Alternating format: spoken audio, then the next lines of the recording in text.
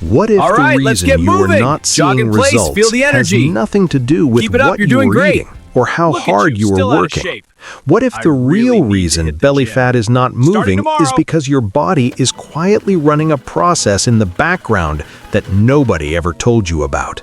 A process so Why can't subtle, I stop so thinking about invisible food? that I know I most should people exercise, but I'm mistake so it for tired, and I have failure. no idea what to do. They look in the mirror after weeks of effort, see the same stomach, step on the same scale, and walk away convinced that something is wrong with them.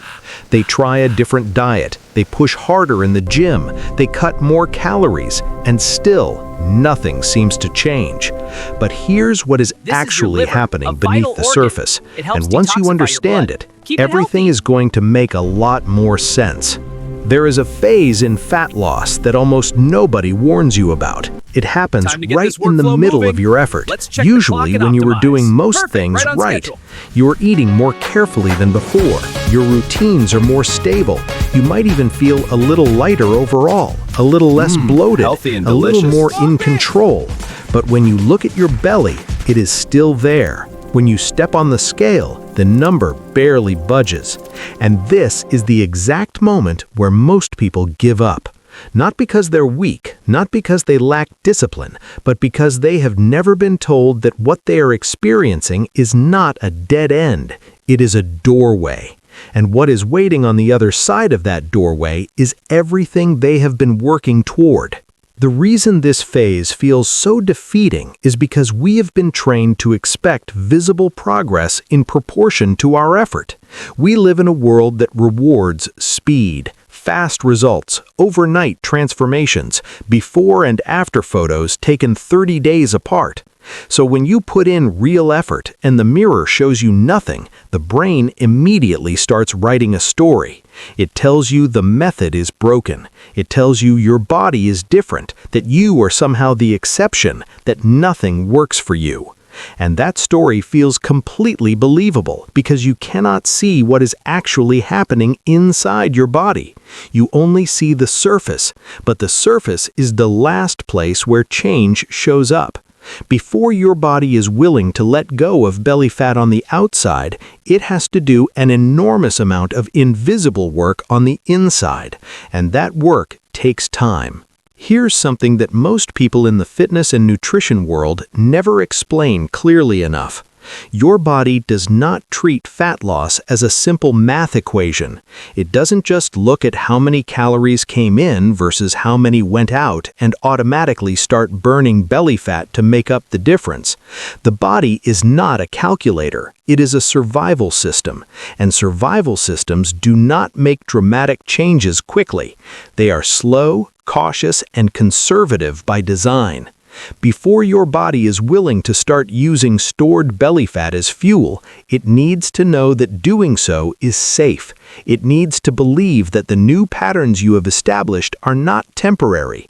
It needs confirmation, repeated confirmation, that this new environment is stable enough to justify changing its entire strategy. And the organ sitting at the center of all of this is one that almost nobody thinks about when they talk about fat loss. It's the liver. Most people think of the liver as a detox organ, something that processes alcohol and filters out toxins. And while that is true, it's only a small part of what the liver actually does. Metabolically speaking, the liver is the body's main energy control center. Every major decision about how your body uses energy passes through the liver. When to burn glucose, when to switch to fat, when to release stored energy, when to conserve it. The liver is running these calculations constantly, every hour of every day. And if the liver is not ready to shift its strategy, belly fat is never going to be the priority. It simply won't happen, no matter how clean your diet is or how many workouts you complete.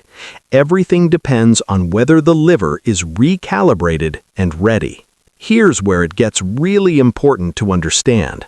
For many people, the liver has spent years, sometimes decades, operating in one specific mode, a mode built around constant glucose availability. Frequent meals, snacks between meals, late-night eating, processed foods that digest quickly, All of these things keep a steady stream of sugar flowing into the liver, and when glucose is always available, the liver doesn't need fat-burning systems, so those systems go quiet. The enzymes responsible for burning fat don't disappear entirely, but they become dormant, like machinery that hasn't been used in. After the liver begins its recalibration, a second invisible process kicks in that is just as important and just as misunderstood.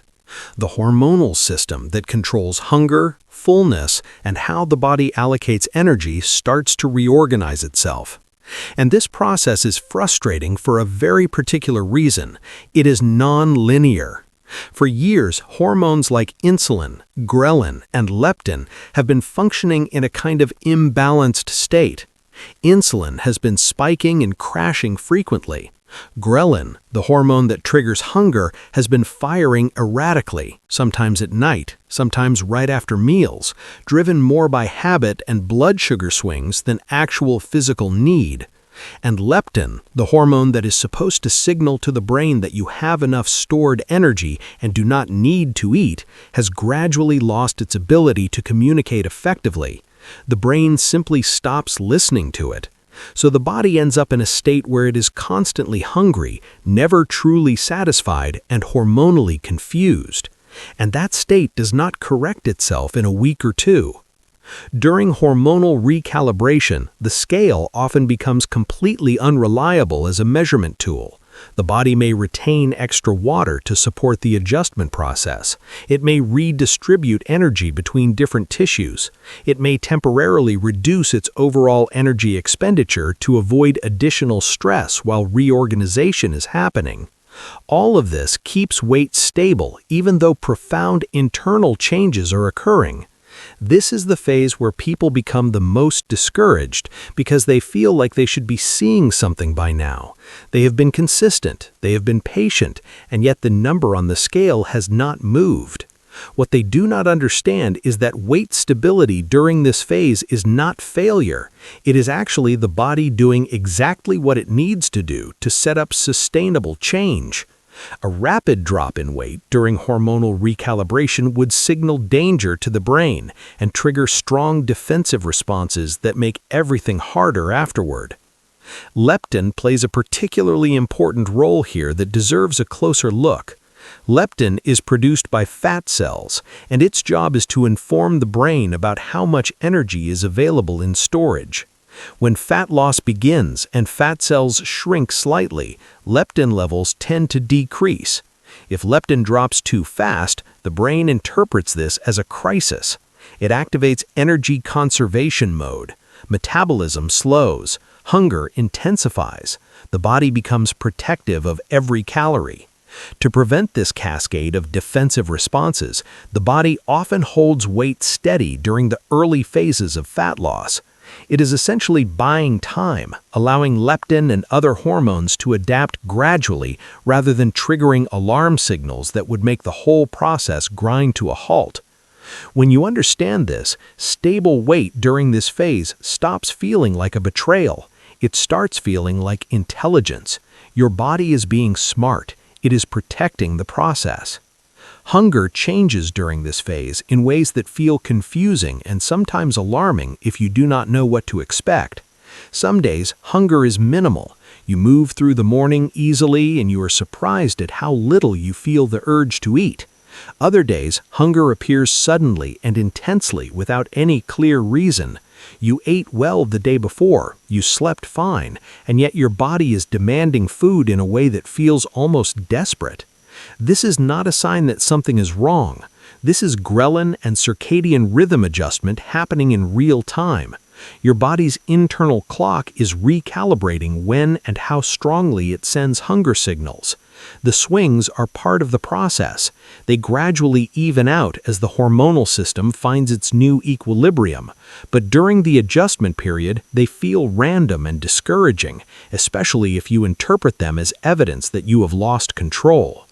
One of the most meaningful signs that this hormonal phase is resolving is actually a mental one rather than a physical one. Food starts to occupy less space in your thoughts, not because you are suppressing cravings through willpower, but because the biological signals driving those cravings are becoming quieter. You find yourself going longer stretches without thinking about what you are going to eat next. Decisions around food feel calmer, less urgent, less emotionally charged. This shift is significant because it means the brain is beginning to trust the body's signals again. The communication between hormones and the brain is improving. The system is synchronizing. And when that synchronization happens, the body finally feels safe enough to start allowing real, visible change. Not before then. This is why patience during this phase is not passive, it is the actual work. After weeks of internal preparation that you cannot see and can barely feel, something shifts. The shift is quiet, but it is decisive. This is the moment when the body's biological strategy changes from protecting belly fat to releasing it. The first sign is not something you see in the mirror, it's something you feel with your hands. The abdominal area begins to feel softer, less dense, less rigid. This is not your imagination.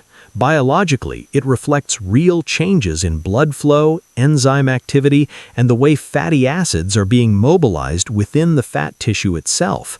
As fat becomes metabolically available,